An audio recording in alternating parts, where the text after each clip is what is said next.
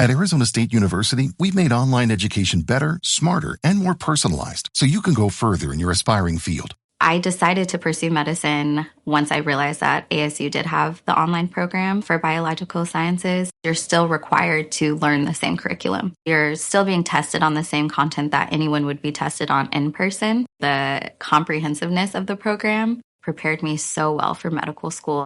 Explore over 300 programs at asuonline.asu.edu.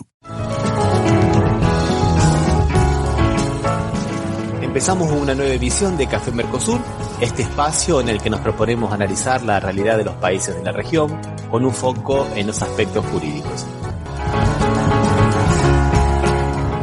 Bueno, aquí estamos en otro encuentro de Café Mercosur y de Batuque en la cocina. Hola Osvaldo, ¿cómo estás? ¿Cómo te va? Hola Ramiro, ¿cómo estás vos? Acá, como siempre, Argentina con novedades desde varios puntos de vista. Vamos a hablar también un poquito de Chile, un poquito también de Bolivia.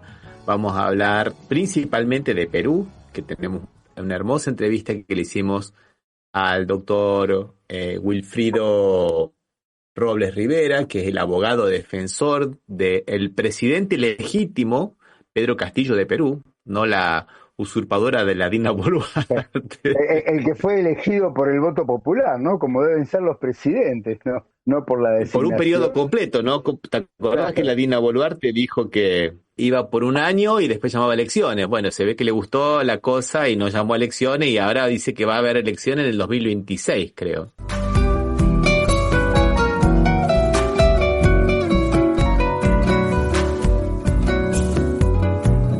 Bueno, vamos a escuchar entonces ahora sí la entrevista que le hicimos al doctor Wilfrido y después continuamos. ¿Qué te parece, Osvaldo? Dale, sí, espectacular. Sí, por favor. Bueno, aquí estamos con la presencia del doctor Wilfrido Robles Rivera, abogado, magíster en ciencias penales y defensor de, vamos a decirlo, el presidente de Perú, Pedro Castillo. No vamos a decirle expresidente porque para nosotros todavía sigue siendo el presidente. ¿Qué tal, doctor Wilfrido? ¿Cómo le va? Muy buenas tardes, Ramiro. Bien. Estamos en estas tierras peruanas enfrentando a una dictadura y efectivamente no es un expresidente, es el presidente constitucional con mandato vigente, Pedro Castillo Terrones. Por mucho que los golpistas lo hayan apresado, lo hayan defenestrado de manera irregular, de manera arbitraria, de manera no legítima, él sigue siendo el presidente de la República. Claro que sí, a través de un golpe que le han dado, queremos aquí dejar aclarado algunas cosas, porque he visto que algunas personas con relación a estos nuevos golpes que se han dado en América Latina, que comenzaron con Zelaya ya en el 2008 y siguieron con Lugo en Paraguay, después siguieron con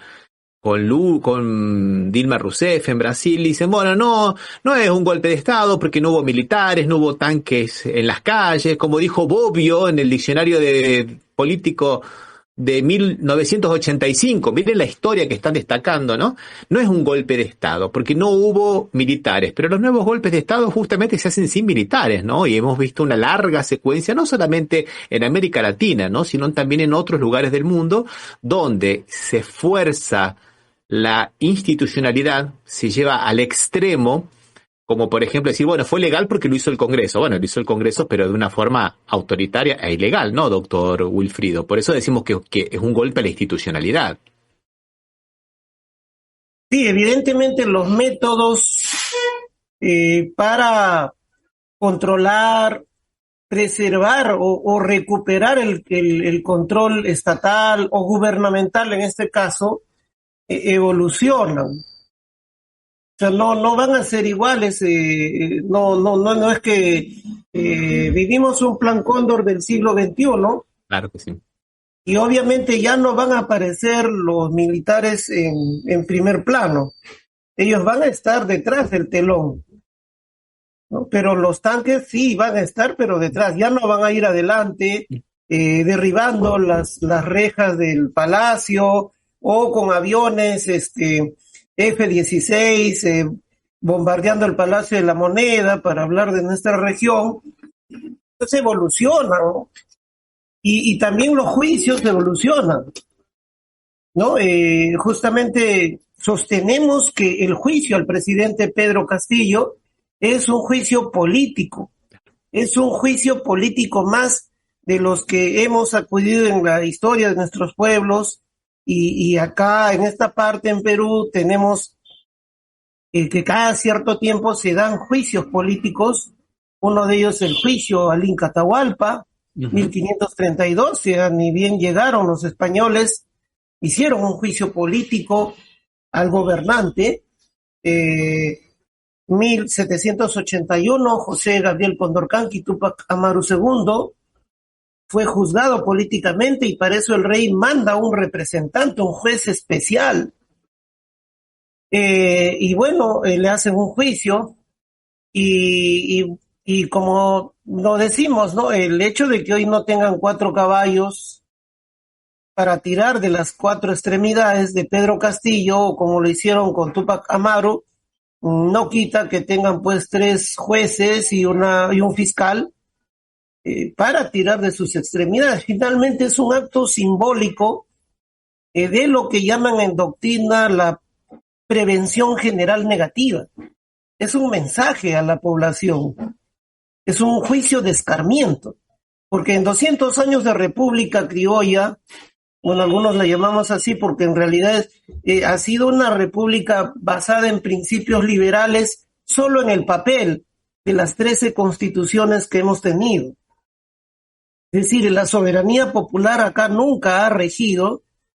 No, nuestros abuelos pues siempre han sido los indios, que no podían votar porque ellos no tenían tierras o porque no tenían instrucción. Y cuando luego ya esto, digamos, el avance de los derechos humanos a nivel mundial la hacía muy escandaloso, entonces ya nuestros padres ya no le decían indios, sino cholos. Le van a dar el voto, pero lo van a manipular a través de medios de prensa, de encuestadoras, de la radio, la televisión, los periódicos, y a poner favoritos. Entonces, ciertamente es un mensaje. No puedes salirte del esquema que yo te he puesto, porque eso ya es muy irreverente. Te estás volviendo muy, muy rebelde, te estás saliendo del formato que te he diseñado, ¿no? Entonces ese es el trasfondo, ¿no? El atrevimiento de haber puesto a un campesino, a un hombre rural del campo, maestro, pero rural, ¿no? O sea, el sector mayor, que siempre ha sido mayoritario y más excluido, y digamos, por ejemplo, la obra de muchos que han estudiado la sociedad, especialmente José Carlos Mariátegui, siempre ha sido centrada en eso, ¿no? Y nosotros, esa mayoría de más de 10 millones que votó por Pedro Castillo, venimos de esa masa indígena campesina. Muy interesante eso que está colocando, doctor Wilfrido, porque no se trata de una persona, sino una persona que representa 10 millones de peruanos, un gran sector de la población de Perú, que fue mayoritario, que por eso ganó las elecciones, ¿no? O sea que es vulnerar los derechos, no solamente de Pedro Castillo, sino también de los 10 millones de representados de Pedro Castillo, ¿no? Sí, efectivamente, en realidad en la persona de Pedro Castillo, claro, en el cuerpo de Pedro Castillo, lo que está haciendo la oligarquía es vengarse de la masa rural, la masa de invisibles, a los cuales consideró que siempre los tuvo sumisos y con la cabeza agachada durante 200 años. Aunque no, también han habido episodios por otros temas en que esto digamos, ha habido siempre alguna actitud de contestación, de protesta, y siempre terminó en un baño de sangre, ¿no?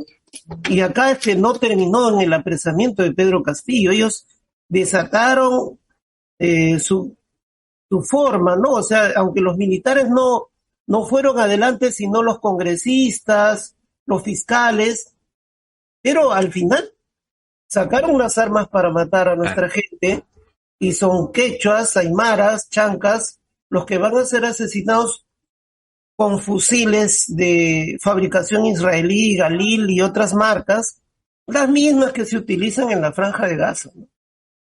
Estamos hablando de más de 70 compatriotas peruanos asesinados, más de 70 son, ¿no, doctor Wilfrido? Sí, sobrepasan los 70, y estos, los que han logrado causarles la muerte, porque hay más de 1.500 heridos que no logran causarles la muerte. Es decir, el objetivo había sido una mortandad masiva, ¿no?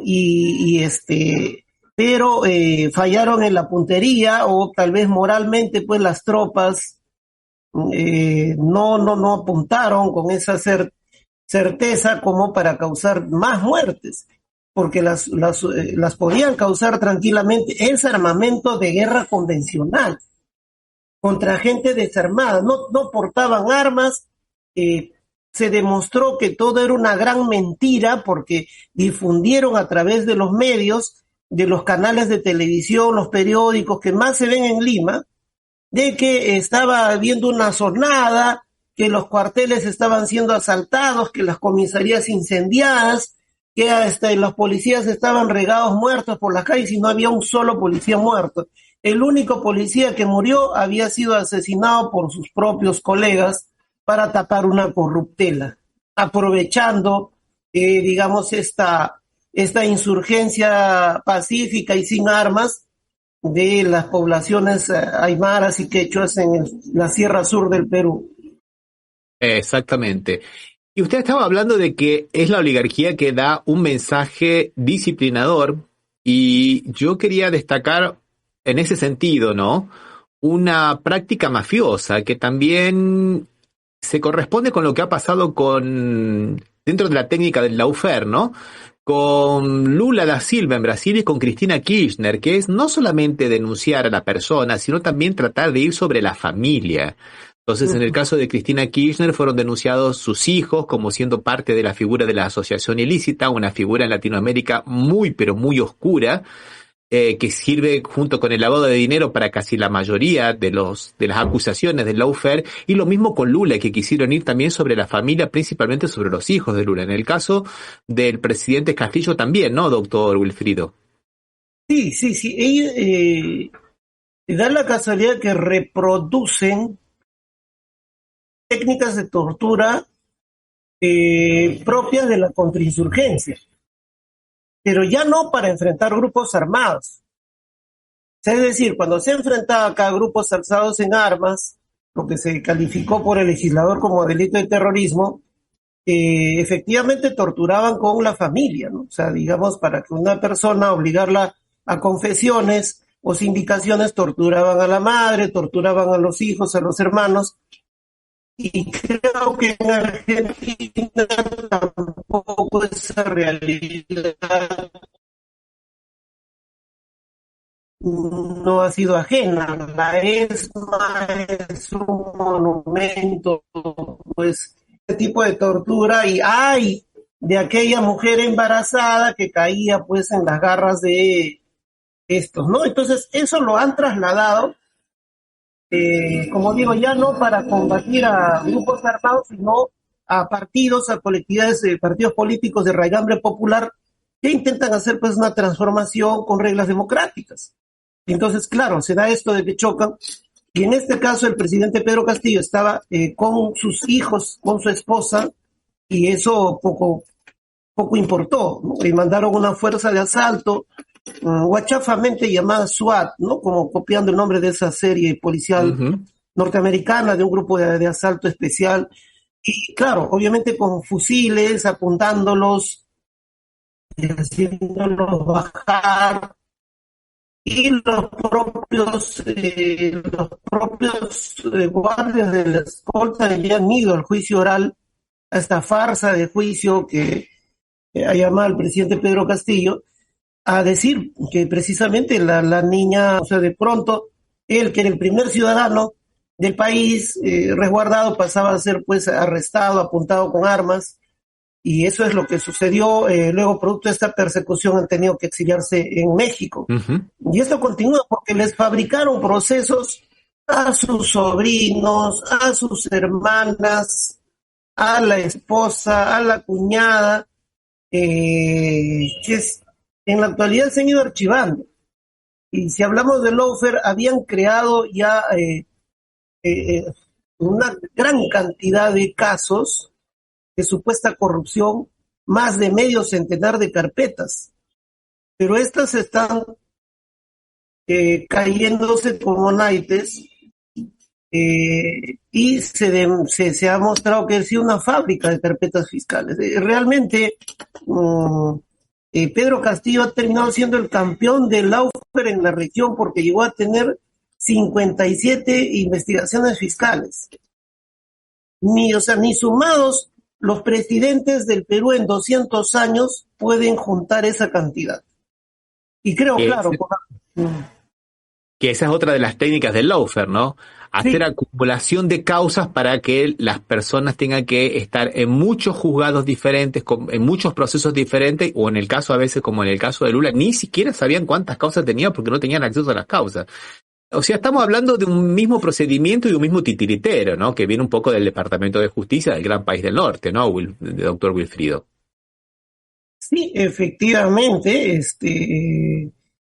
precisamente estos golpes de nuevo tipo tienen un nuevo diseño. Digamos, vemos los golpes de la segunda mitad del siglo pasado, contexto Guerra Fría, tienen un molde, y ese molde tiene el sello del Departamento de Estado y el Departamento de Defensa, dos sellitos ahí de los Estados Unidos.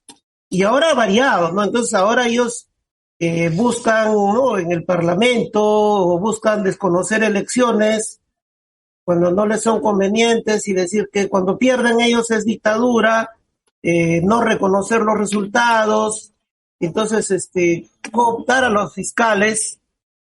Mira, la vez pasada conversando con un compañero, un compañero, perdón, un amigo que es, que tiene otra óptica contraria, y le digo, y hablando de lawfare, le digo, mira, en estas últimas 2 décadas, los embajadores de Estados Unidos, acá en los países sudamericanos, se han esmerado bastante en tener una relación muy frecuente con los fiscales. Eso no es casual, o sea, los fiscales son invitados, son becados, son capacitados, les ofrecen, o sea, digamos, los embajadores ya no vienen a tratar solamente con el jefe de Estado. Tratan además con el presidente del Poder Judicial, tratan con el fiscal o la fiscal de la nación. Es decir, como para tener varios canales a través de los cuales manejar los hilos, ¿no? Entonces ya no es, y eso simplemente pasa desapercibido. Ellos visitan los despachos de estos magistrados, altos magistrados, como algo normal, o los invitan a la embajada. Y bueno, ya las cancillerías o los embajadores de nuestro país se han acostumbrado, y bueno, pues dirán, tomémoslo por el lado amable, y bueno, entonces la injerencia se da por esto, para no hablar, ya que por ahí se pone de moda el término casta, de la casta militar. Las castas militares de nuestros países son visitantes frecuentes de las embajadas. Los embajadores se reúnen. Esto que estamos comentando, doctor, tiene nombre. Se llama, gracias a Wikileaks lo sabemos, en América Latina ha tenido el nombre de Proyecto Pontes, que venía justamente patrocinado desde el 2007-2008 por el Departamento de Justicia, y los fiscales son muy, pero muy importantes. Ayúdeme con la memoria. Una fiscal que no es más, que fue una de las más aguerridas impulsoras del lawfare, Patricia Benavides era que se llamaba, que ya después se peleó con la usurpadora. Sí, se pelearon las amigas. Claro, ella fue puesta ex propósito para crear una fábrica de carpetas fiscales que solo a la entrada de esa oficina le faltaba que pusieran el nombre de Pedro Castillo. Ya. Esta señora Patricia Benes es puesta por la Junta Nacional de Justicia. O sea, pactaron sectores. O sea, hay sectores acá aparentemente, como les llaman del lado popular, los fachos, y otros que no, bueno, pues son los suavecitos, los que nos hablan de que de libertades, pero mientras tanto también a veces cuando están en el gobierno nos meten bala a nuestra gente en las calles. Entonces se juntaron y entonces en la Junta Nacional de Justicia nombran a esta señora y es primera vez en la historia de la Fiscalía que una señora que tenía recién 3 meses como fiscal suprema es nombrada fiscal de la Nación. Generalmente era la costumbre de nombrar al primero más antiguo, o si es que tenía que suceder, o el segundo más antiguo, y con fiscales supremos con un tiempo pues ya de 10 años como fiscal supremo. Pero esta señora tenía recién 3 meses como fiscal supremo y llega meteóricamente, cual cometa Halley, llega a ser fiscal de la Nación, una carrera meteórica. Sí. O sea, ni Napoleón Bonaparte. Entonces, esta señora llega, pero llega con ese encargo, y era una activa y furibunda opositora política a Pedro Castillo. Entonces, ella se dedicó a generar, o sea, era una triangulación. La prensa, a la cual Pedro Castillo le negó dinero de la publicidad estatal, no les dio un solo centavo de la publicidad estatal, y eso fue también pues gasolina para que ellos se sumaran al carro golpista y lo atacaran diariamente, día a día, hora a hora. Esta prensa concentrada, mercenaria, Joseph Goebbels, si viviera, estoy seguro que los contrata de inmediato, ¿no? Se sentiría envidia realmente. Nosotros hemos tenido que leer bastante de la prensa peruana para poder seguir el caso de Castillo y sabemos muy bien de lo que usted está hablando. Realmente es muy triste cómo inventan o cómo relatan hechos dándole una forma totalmente diferente a lo que son. Sí, realmente es muy triste. ¿Cómo está el presidente Pedro Castillo? Bueno, él ya se encuentra recuperado de la medida de lucha de huelga de hambre que la asumió como un complemento a la estrategia de ruptura frente a esta farsa de juicio. Bueno, algunos tal vez por condolerse o por incomprensión dijeron que no debió adoptar esa medida, pero ¿qué le queda o qué le quedaría al hombre que se enfrenta a un bloque de golpistas y usurpadores que tienen el control de todo? O sea, tienen la fuerza coercitiva, armada, policial, tienen pues los caudales del Estado, los ministerios, tienen el Congreso, el Poder Judicial, la Fiscalía, la Policía, tienen todo, y él está solo, encerrado en una prisión. Obviamente han logrado atemorizar a las masas movilizadas, siguen movilizándose, pero hay esta aplicación sistemática de las ejecuciones extrajudiciales obviamente ha repercutido. Entonces no son lo masivas que se necesitarían las movilizaciones. Entonces en una circunstancia así a veces requiere pues de medidas extremas. Yo creo que la huelga de hambre lo ha logrado poner sobre el tapete, sobre todo en el contexto internacional, ¿no? Y no es la primera vez que se da esto, no es solamente Gandhi, pues en caso de prisioneros, en el caso irlandés de Bobby Sands es creo que uno de los grandes ejemplos de sacrificio. Y bueno, levantó la huelga de hambre para continuar enfrentando este juzgamiento. Y bueno, él está bien, no espera nada de este juicio. No espera nada de este juicio. Sí, no espera absolutamente nada. Sí, él sabe de que ya ellos han decidido desde el primer día del golpe, su suerte, que estos jueces no son sino parlantes de la dictadura y que como de lugar tienen la misión de condenarlo, pero también a la vez confía en el pueblo peruano, confía en la solidaridad de los pueblos de nuestra América del Sur, de nuestra América Latina, en los demócratas del mundo, que esto se va a revertir. Ojalá así sea, doctor Wilfrido, ojalá así sea. Lo último que le quería preguntar era, bueno, siempre se dice, por ejemplo, para justificar todo este lawfare que se lleva adelante con relación al presidente Pedro Castillo, que bueno, que él disolvió el Congreso, que eso sería una medida antidemocrática. Y siempre lo que se escucha es eso. Pero él disolvió el Congreso, entonces está bien que lo metan preso. Pero hasta donde uno sabe, yo no conozco, no soy especialista en la legislación peruana, pero yo sé que esa es una institución que se permite la disolución del Congreso y llamar a nuevas elecciones. Creo que el presidente anterior, creo que Vizcarra también lo había hecho en su momento. Y eso estaba dentro de lo que es el juego de las instituciones dentro de Perú, ¿no? Claro, pero nosotros tenemos un presidencialismo donde eso no se podría, pero creo que en Perú eso es totalmente permitido, ¿no, doctor Wilfrido?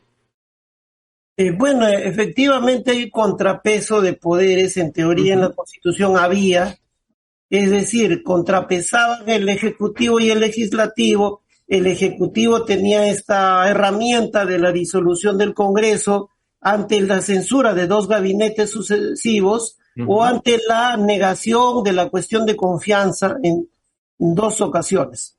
Y el Congreso, la vacancia por incapacidad moral, ¿no?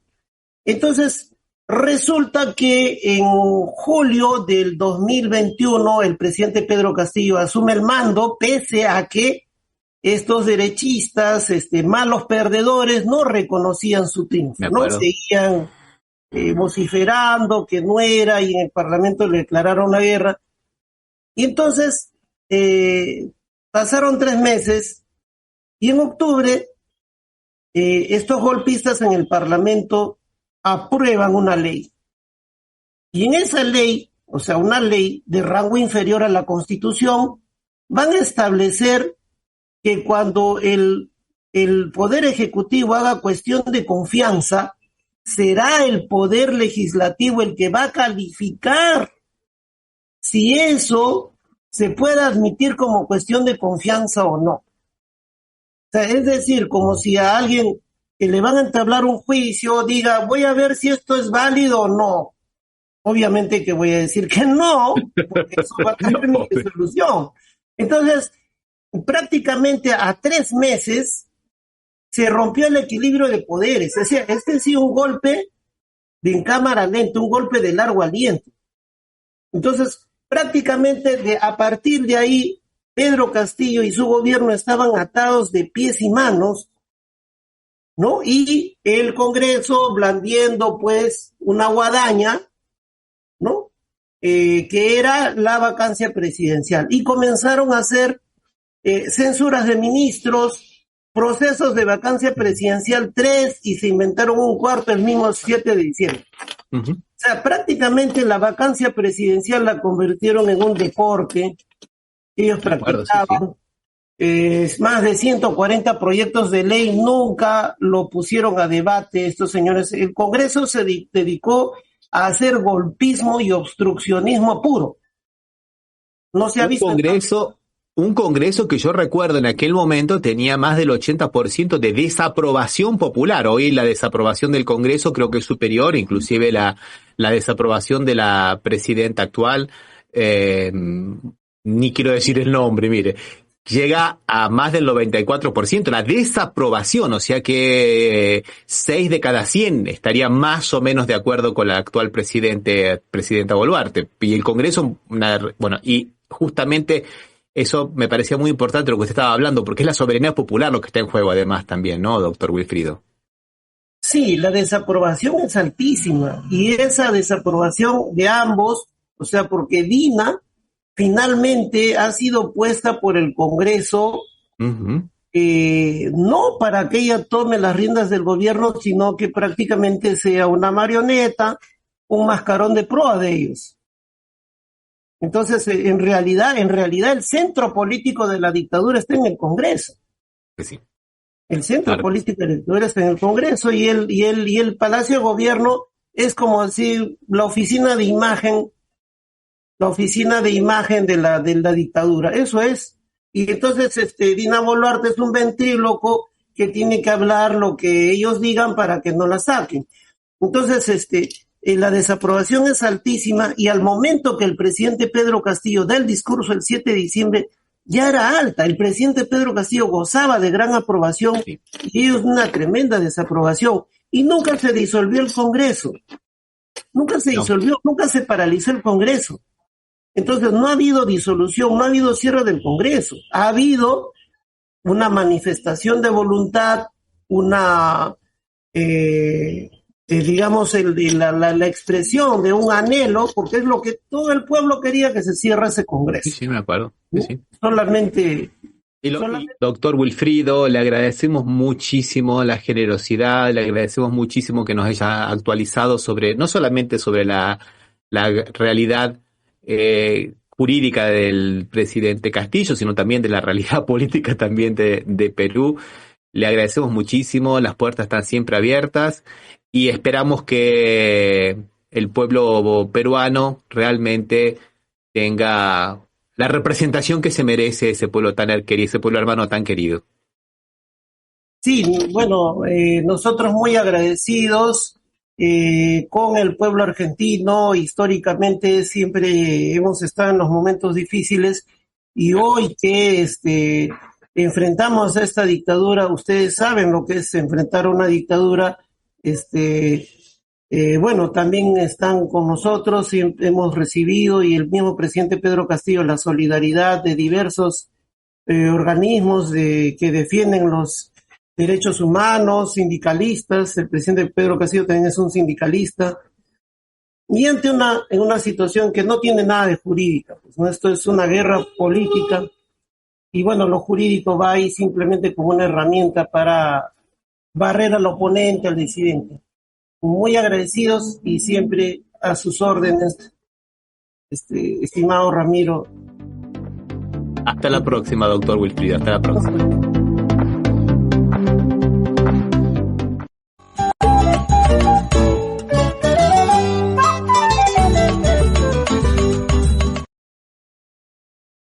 Bueno, continuamos con el programa, Osvaldo. ¿Qué te pareció la entrevista? No, justamente en esta semana tan cercana al 2 de abril, donde Perú siempre nos ha ayudado tanto en ese momento, se merece que nosotros destaquemos esta situación que realmente afecta a la República, ¿no? Realmente, y lo que él dice tiene tanto significado, que tiene tanta semejanza con cosas que han pasado en la Argentina, en Brasil y en todos los países de América del Sur, Ecuador. Que realmente...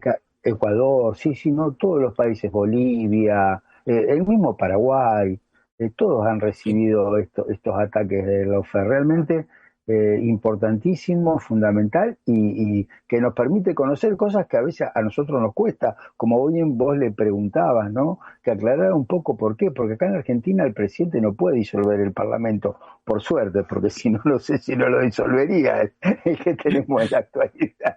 Ya lo ningunea sistemáticamente, ¿no? Ya, imagínate si pudiera disolverlo, ¿no? Lo hubiese disuelto más de una vez, dije, qué burro. Bueno, en portugués disolvido, quédate tranquilo. Bueno, hablo en portugués sin saberlo. Pero bueno, realmente muy importante. Felicitaciones por el reportaje que hiciste, realmente importantísimo, Ramiro. Sí, realmente fue muy, pero muy buena ¿cómo es? Lo que nos ha dicho y perfecto. La verdad que me quedé anoche, tuvimos que hacer anoche porque hoy lamentablemente él tenía compromisos y me fui a dormir, te digo sinceramente, con alegría muy, pero muy grande, porque realmente el invitado fue un lujo. No, pero bueno, o sea, yo creo que hay una parte de alegría y otra parte de decir la pucha, que es jodido que estamos en América, ¿no? Del Sur. Sí, lamentablemente sí, lo que le están haciendo al presidente Pedro Castillo no tiene nombre, así como lo que le están haciendo Jorge Glass en este momento también, que continúa preso todavía, a pesar de todos los reclamos internacionales que hubo y de que lo hayan sacado de la fuerza, de la Embajada de México. Y eso habla muy, pero muy mal del sistema interamericano de justicia, que tiene sus límites, ¿no? Y que ya tenía una figura muy, muy interesante como era el doctor Zaffaroni, que ya no la tiene. Pero bueno, le mandamos todo nuestro abrazo y nuestra fuerza al presidente Pedro Castillo, legítimo presidente de Perú, y un abrazo muy grande a todo el pueblo peruano, ¿no, Osvaldo? Sí, y una tristeza que la Argentina no esté presentando públicamente en toda América y en el mundo la situación que está pasándose en Perú, ¿no? Al contrario, creo que el silencio habla mucho de por qué no está diciéndolo. Y bueno, Osvaldo, no habla porque, ¿sabes por qué no habla? Porque no tiene tiempo el pobre hombre, no tiene tiempo porque anda viajando mucho. Mucho viaje afuera, ¿no? Ay, viste, teníamos que hacer nosotros afuera, viste, viaje de Milei a los Estados Unidos, entrevista con el presidente Donald Trump, afuera, inversiones, afuera. Pacto con préstamo del Fondo Monetario Internacional, afuera. Reducción de los, ¿cómo se llaman los aranceles? De las tarifas aduaneras. Las tarifas aduaneras afuera. O sea, solamente, pará, el presidente reconoce que los impuestos están bien. O sea, los impuestos que nos cobran afuera. Porque acá se siguen igual, no sacan ninguno, al contrario, lo hacen más gravoso para todos. ¿Sabes qué me da vergüenza ajena este presidente que tenemos en Argentina, sinceramente? Pero no soy yo, ¿no? Creo que millones de argentinos tenemos. Y pensar que en algún otro momento nosotros pudimos tener presidentes en Latinoamérica que organizaran, articularan una UNASUR, por ejemplo. Una UNASUR. Y algunas otras instancias más. Por ahí estaba apareciendo la CELAC también, con una fuerza bastante interesante, con estos nuevos presidentes de Milei y algunos otros más que andan haciendo travesurillas por ahí, cada vez con menos fuerza. Pero bueno, es triste, es muy triste, pero es lo que tenemos, y además lo que más tristeza te da es cómo va, digamos, como una serpiente reptando, pidiendo con la gorra alguna limosna, ¿no? Escuchémoslo, mira. Y producto de las reuniones que mantuvieron el canciller Weinstein con el Departamento de Estado y la Secretaría de Comercio norteamericana, la Argentina va a avanzar para readecuar la normativa de manera que cumplamos los requerimientos de las propuestas de aranceles recíprocas elaborados por el presidente Donald Trump. Como verán, nosotros hacemos políticas con hechos, no con meras palabras, y en eso coincidimos con el presidente Trump. Es momento de hacer, y estamos comprometidos en tomar las medidas necesarias para resolver la asimetría con los Estados Unidos en un plazo breve. Ya hemos cumplido 9 de los 16 requerimientos necesarios y he instruido a la Cancillería y a la Secretaría de Comercio de mi país para que avancen en el cumplimiento de los requerimientos restantes. Adicionalmente, en el marco del TIFA, vamos a avanzar en la armonización de los aranceles de una canasta de cerca de 50 productos para que fluyan más libremente entre nuestras dos naciones. Esto no es una medida aislada, sino un paso adelante en la decisión de la República Argentina de avanzar en un acuerdo comercial con los Estados Unidos de América, donde los aranceles y las trabas al comercio sean tan solo un mal recuerdo del pasado. Bueno, sí, Guana, como usted quiera, Guana. Todo lo que usted diga. Ramiro, no te enojes, ¿no? Pero fuiste muy generoso con Milei, porque en realidad la reproducción que hizo Presidencia de la Nación tenía el sonido ambiente, y en el sonido ambiente estaban todos, se escuchaba que comían tranquilamente, hablaban entre ellos, y nadie le daba ni un poquito de atención a lo que decía el coso ¿no? Che, ni por educación bajaba la voz, ¿viste? Ni No, por educación estaba- bajaba el... Claro, era como, ¿te acordás nosotros que somos de pueblo cuando se hacían los clubes, se hacían esos almuerzos, qué sé yo, que era para festejar a alguien, y entonces traían el asado, traían el pollo, traían todo, y la gente hablaba y estaba el locutor hablando, y no le daba ni un poquito de atención. Esto fue igual, me recordó a las fiestas que teníamos en el pueblo, ¿no? En los clubes. Hablo yo, pasa un tren y estamos en una estación ferroviaria, ¿viste? Tal cual. Perfecta la imagen.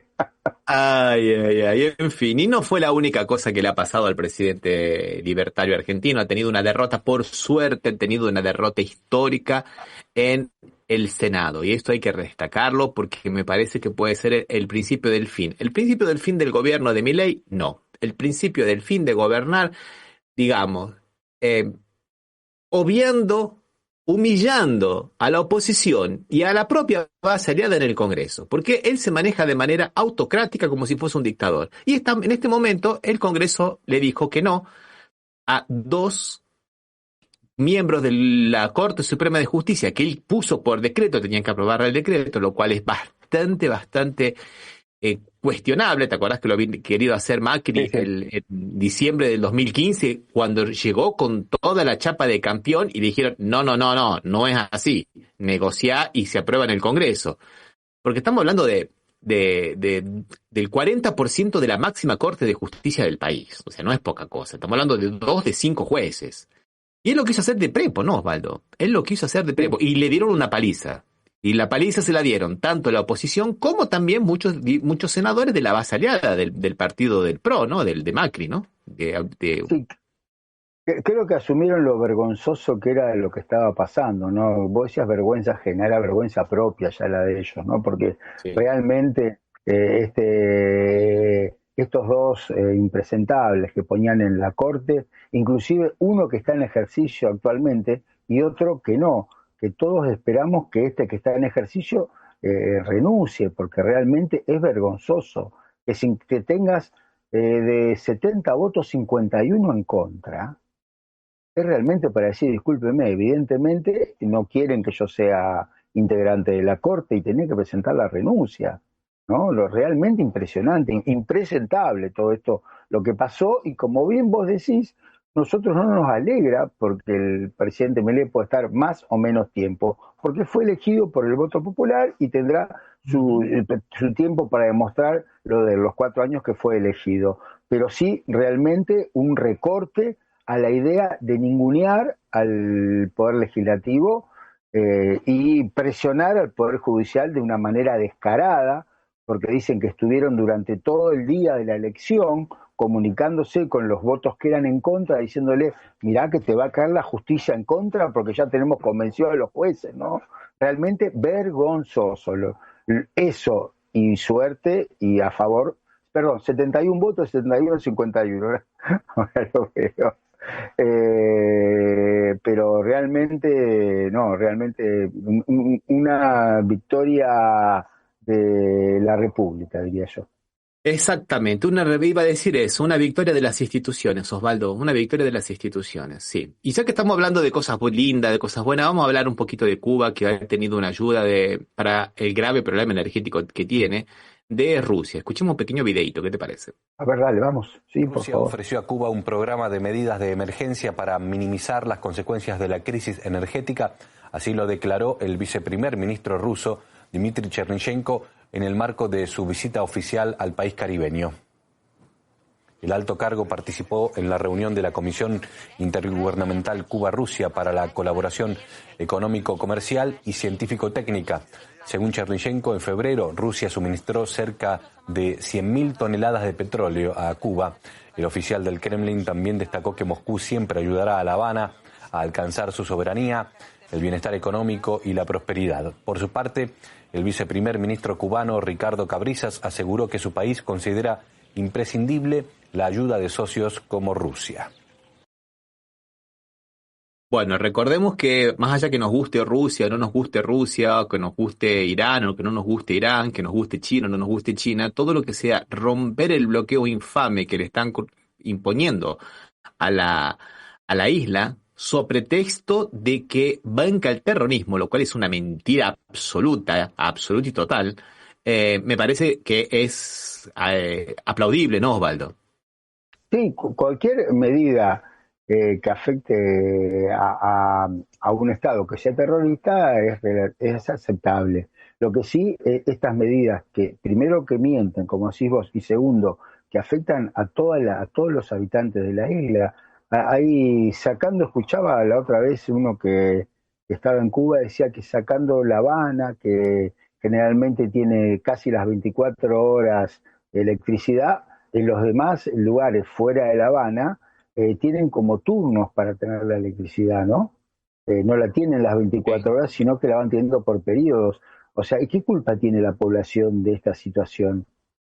¿No? Realmente, ¿por qué es eso? ¿Cuál es lo que tiene que afectar a toda la población? Esos errores que parece que si yo estoy mal con un gobierno, tengo que afectar a todos los habitantes. O sea, realmente contrario al derecho internacional público, ¿no?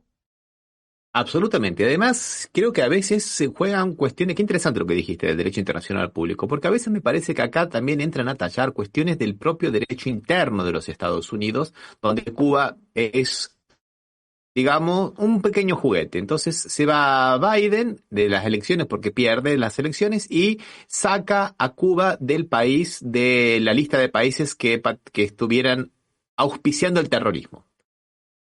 Viene Trump y la vuelve a poner. Entonces, ¿cuál es la posición de Estados Unidos? Sale un presidente, está 4 años y es terrorista. Los últimos 2 meses, el último mes, no es terrorista. Viene el otro y es terrorista. Siendo que en las Naciones Unidas son 4 o 5 países los que votan para que se mantenga el bloqueo. Que son Estados Unidos y los 2 o 3 adláteres que tiene. Porque en la última votación ni siquiera Ucrania, que vota todo con los Estados Unidos porque necesita la ayuda para poder continuar la guerra contra Rusia, ni siquiera Ucrania votó a favor de los Estados Unidos. Quedó Estados Unidos y creo que Argentina de Milei, lo cual es una barbaridad histórica, una vergüenza para la Argentina ese voto a las Naciones Unidas, a la Asamblea de las Naciones Unidas, y 2 paisitos más nomás. Y 2 paisitos más contra la maciza mayoría diciendo que hay que sacar a Cuba de esa lista. Bueno, Ramiro, o sea, sin hablar de la canciller que realmente no era buena canciller, no la que tenía Argentina cuando apoyó este gobierno, le costó la Cancillería votar a favor de Cuba. O sea, mirá vos cuál es la intensidad que tiene el presidente Milei en adherir a las políticas, como vos hablabas de Ucrania, que Ucrania hacía todo lo posible para agradar a Estados Unidos. Bueno, ahora le toca a Argentina ese desastroso, diríamos, ejemplo de ser el país que sigue a Estados Unidos en todas las circunstancias, ¿no?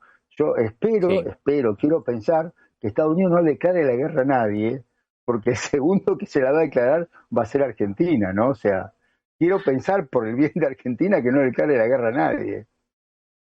En fin, Osvaldo, sí tenés razón, me había olvidado ese detalle, y lo que pasa es que también la posición de Argentina a favor de Cuba también tiene la reciprocidad de la mayoría de los países latinoamericanos en favor de la posición de Argentina en Malvinas en contra de la usurpación del Reino Unido de las Islas Malvinas, ¿no? Cosa con la cual nuestro presidente metió la pata este año, ¿no? Sí, no. Ahora tocamos eso, pero te quería decir, no solo de América Latina, muchos países de los que eran considerados no alineados votaban en defensa de Argentina porque aceptaban la posibilidad de Cuba y ven que Argentina lo avalaba, ¿no? Sí, la verdad, el dislate del presidente el 2 de abril realmente es de las cosas. Vos te voy a decir una cosa, ¿cuánto hace? ¿1 año y 6 meses? ¿Siente que es presidente? No, menos, 1 año y 3 meses. Menos. Y 3 meses, bueno. 15 meses. Para mí fueron como si fueran 15, pero no importa, años, no meses.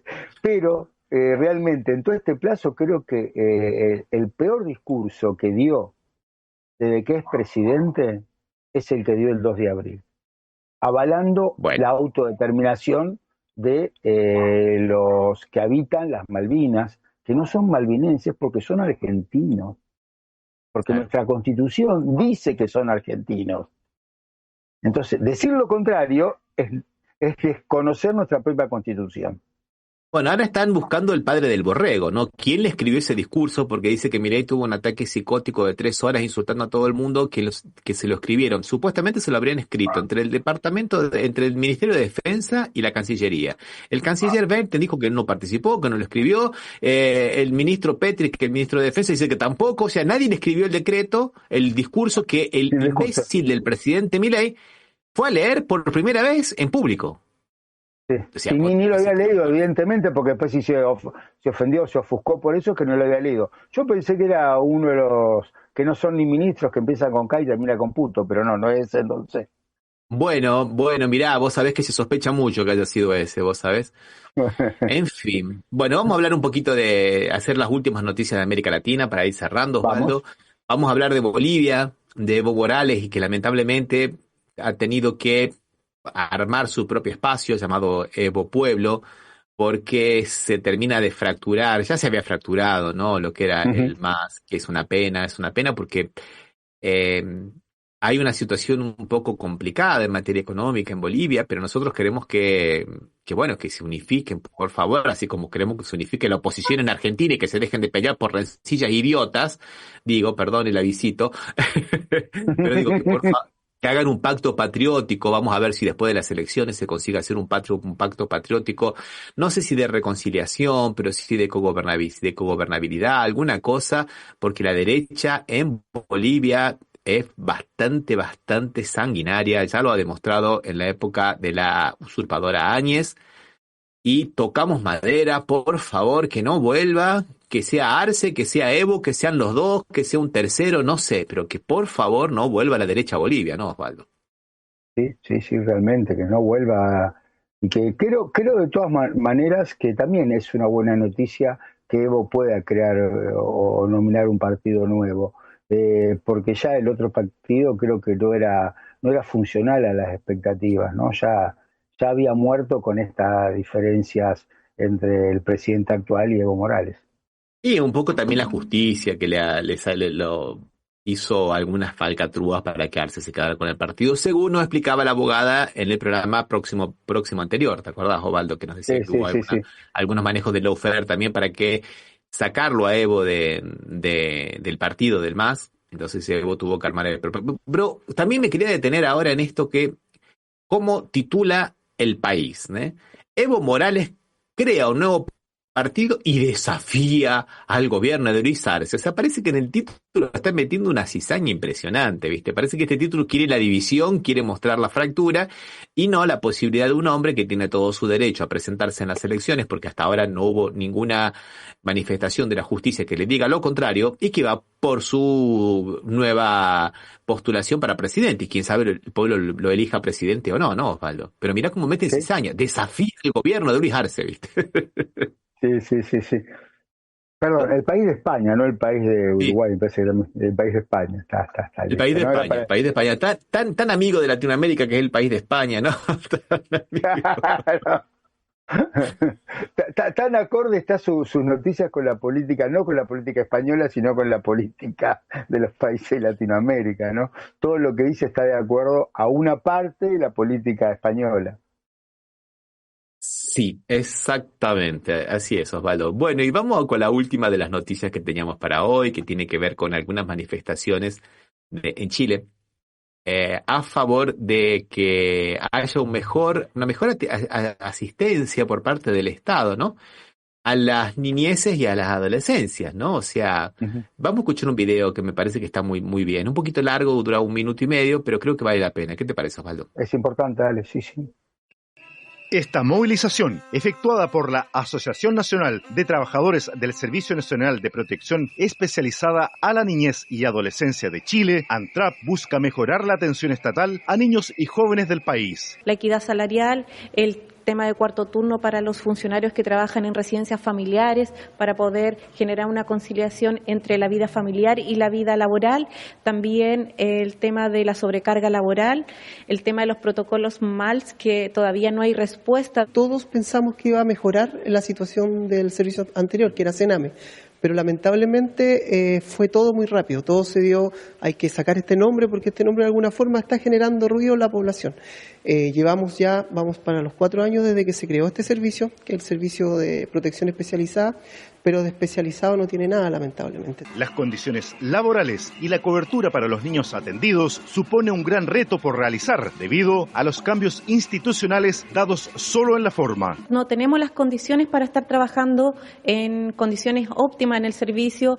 Hay un aumento de dotación de menores, de niños, niñas y adolescentes ingresados a las distintas residencias, siendo que iban a ser residencias especializadas con no más de 15 niños y ya vamos en un promedio de 20. Una de las regiones más pobres y con alta densidad poblacional indígena, como la Araucanía, no posee un enfoque especializado en infancia de pueblos originarios. La verdad es que al consultar eso me hace un poco reflexionar acerca de la temática, y yo creo que es una temática que tal vez en este momento dentro de nuestra residencia no se está abordando de una manera tan pertinente. Miles de trabajadores públicos organizados en la Agrupación Nacional de Empleados Fiscales, ANEF, han dado su apoyo a esta movilización. Estas 2 instancias, las 2 están complicadas en el funcionamiento, hay demandas que son legítimas